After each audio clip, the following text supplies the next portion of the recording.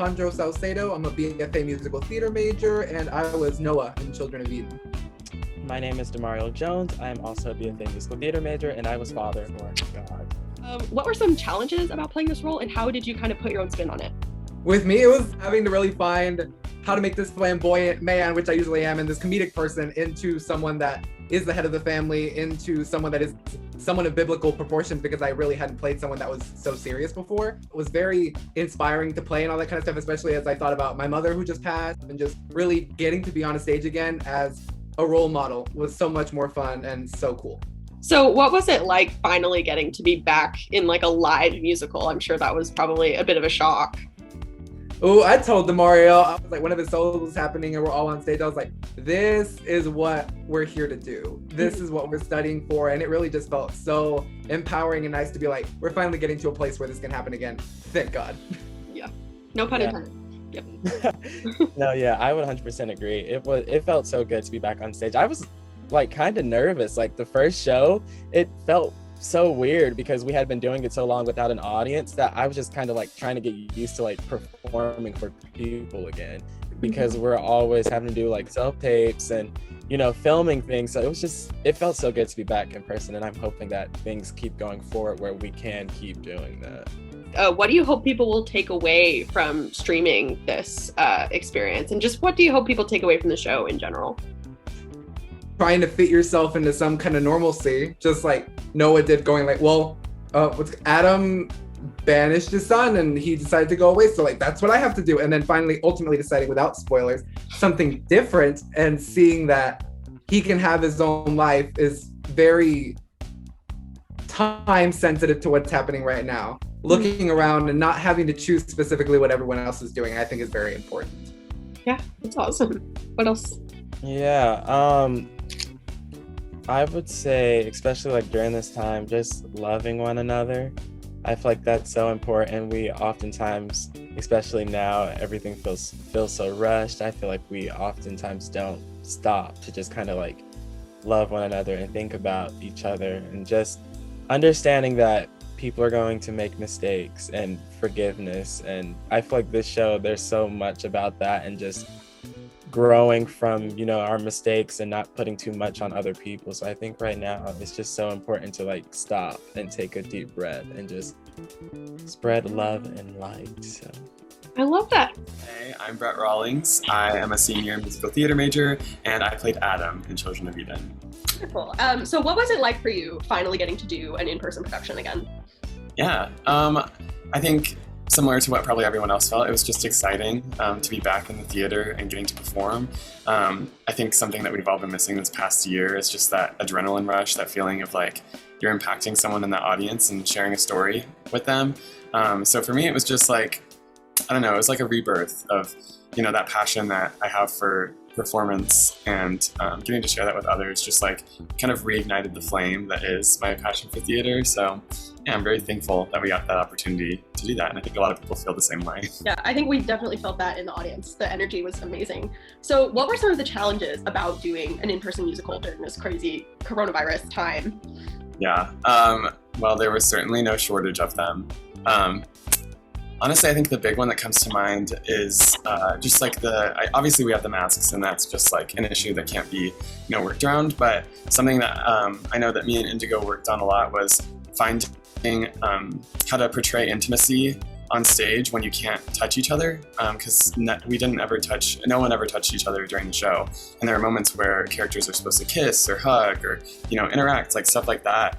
And so it was kind of a struggle at first figuring out how do we portray intimacy and, a sincere, like, emotional connection without being able to touch each other, and how do we use our bodies to communicate love and desperation and things that, like, you normally would use your bodies to do. Figuring out ways to do that at a social distance was quite a challenge, especially at the beginning. But I think, Penny is really great at directing, and she's an incredible movement teacher. So she really helped us find like what things worked, what things didn't, stuff like that. My name is Penny Moss, and I directed and choreographed Children of Eden for Theatre TCU. What was it like finally getting back into live rehearsals and live performances after so long being away? It was great. I have had so many students, especially first years, who have said, oh my gosh, it's just so great. I'm finally connecting with the rest of the department. I'm finally getting to like meet more people than just my class. And so I think there was great value for everyone in that. And I just saw it. I saw it nightly where people were on stage creating something, and I was giving direction, you know, all those things that I love about directing, of guiding and shaping and then letting them find it. And yeah, it was super exciting. It was really great. And so many of the comments I heard this past weekend when we performed it live was that just people were like sobbing. They're like, I'm just so grateful to be in an audience and seeing people performing live, even if it's with masks. It was still very fulfilling. So yeah, it was great. It was frustrating sometimes. It's very frustrating to try and direct a show where everyone's masked. It's sometimes hard to tell what people are feeling, right? It's like, as we all know from any mask work, it's hard to get full expression sometimes. But other than that, it's pretty thrilling. I miss it. I know everyone misses it, but I really liked just being at rehearsal every night and having something to focus on that's not sitting in front of a computer was pretty magical. They're streaming the show this weekend, actually. So why should people tune in? People should tune in not only because, you want to support Theatre TCU and the art that we put forward, but also I think that if you want to have that experience, like watching live theater and watching students who have worked so hard for years at this craft, really put forth their best foot and put on a musical that has a great story behind it. I think there's a lesson that every single person can take out of it, and I don't think that lesson's the same for anyone. I think people should stream it because they should be supporting Theatre TCU and our students, and there's a lot of great performances, and people should be watching it for that. So I tried to modernize it a little bit. By making the god a dual presence as opposed to just like an old white dude, and we tried, I know, with costumes to make it more contemporary, that meaning that this idea that God is timeless, and that it's not just old robes, again, not an old white dude in white robes, but that it could be, God should be representing all of us. And so I think it's a really different, unique take on the idea of father in this musical that is worth viewing. And both of the actors that are playing father do an amazing job. The way we played it was kind of like Mary was the more masculine energy and I was the more feminine energy. So definitely trying to like find that in me with, playing God, stereotypically God is very, strong and firm and like very masculine, I guess you would say. So kind of find myself in that was a little challenging at first, but honestly, it was a lot of fun, getting to take on this role and kind of make it my own and put a spin on it. I was very inspired by Billy Porter, as I feel like everyone can tell by like the costumes and stuff. I think what I have found, the most relevant sort of statement about this show that I will say is in the very last number. Stephen Schwartz and his, co-writers talk about that the song is called In the Beginning, and it's deceiving because it's not like, oh, we're going back to the beginning of time, but it's about the fact that every day we get a fresh start. Every day we get a choice to make. We can choose to love as opposed to hate. We can choose to not fight. We can, that I think the message of this show is that whatever your beliefs about God are, we have the choice, we have the power day to day, minute by minute, to choose love, to choose hope, to choose positivity as opposed to hate and negativity. And I like that message, and that is ultimately what I think they were going for. So I think that's a sort of poignant and timely message for this show. Well, it was magical for me watching it. I loved it. Yay. Yes, so I am Taylor Bockrap, and I'm a sophomore theater studies major, and I was an assistant stage manager. Awesome. So what previous experience did you have with either ASMing or stage management before you did Children of Eden?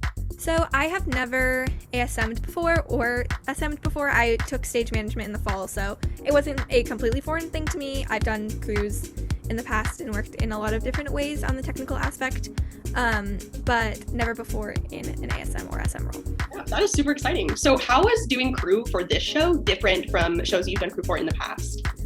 It was a lot more, I wouldn't say labor intensive, because Children of Eden was pretty bare technically, but just having to be at every rehearsal, getting there early, having my own stage manager script and Bible, having all the blocking, having all the schedules, attending production meetings, like that was something that was very new. I think the biggest thing that was new was attending production meetings and getting to see what's been happening in the months leading up to us actually starting rehearsals and getting to hear from everyone on the design team and the production team. That's really cool. What was the most exciting thing about doing Children of Eden for you? I work as a scenic painter, so I work on the sets all the time and I get to see the process of that, but I've never been able to be in rehearsals before, so that was really exciting. Yeah, that's super cool. And what do you think is the biggest thing that you learned from this process? I think the biggest thing I learned was how to be a good ASM and a good SM, especially getting to learn and watch Colin, and just the way he ran rehearsals and production meetings, and just all the little things that go into the ASM or SM role, especially because this is something I probably want to keep pursuing in the future. So yeah, just getting hands-on experience, which can be more valuable than just sitting and learning about it in a classroom. So I'm Colin Pitman. I am a junior at TCU studying theater and journalism, and I was the stage manager for Children of Eden. That was awesome. So what was it like to finally dive back into live rehearsals and live performances after so long of being away from it for the show? Yeah, it was really, really exciting for me because I think the last in-person show that I was in or involved in was like the summer before COVID had started. So I haven't done a live show in so long. Mm-hmm. And so I think there was a lot of nervousness associated with that and hoping that I remembered how to do things and call a show again. But it was also really exciting. Yeah, that's awesome. So what would you say was the most satisfying or exciting thing about getting to do this show? Oh, I think it's always exciting when you're in an academic setting like this and the cast members are people you're really close with. So it's so fun to produce a show where you feel like you have this constant sense of friendship and community and you're all supportive of one another. Not to say that that doesn't happen in the professional world, but when I work at professional summer theaters, for example, I have a very different relationship, more of a working relationship with those people. And what do you think was the biggest thing that you learned during this process? I learned that flexibility and patience are absolutely critical. I think, yes, in this era of COVID, but also moving forward. We don't know what kind of lasting impacts that this pandemic is going to have on live theater, from everything from virtual programs to who knows what kind of cleaning protocols backstage. We kind of had to be ready for anything every single day because, the guidelines did change every day and scenarios changed every day and who could show up to rehearsals and performances changed every day. And so there was just I would wake up to a whole new world of information every day going into rehearsals. And so that was kind of scary, but something that you just have to be like, okay, I'm ready for it. Bring it on. Let's do this. Yeah, that's so true. That's awesome. Well, thank you so much. Those are all the questions that I have for you.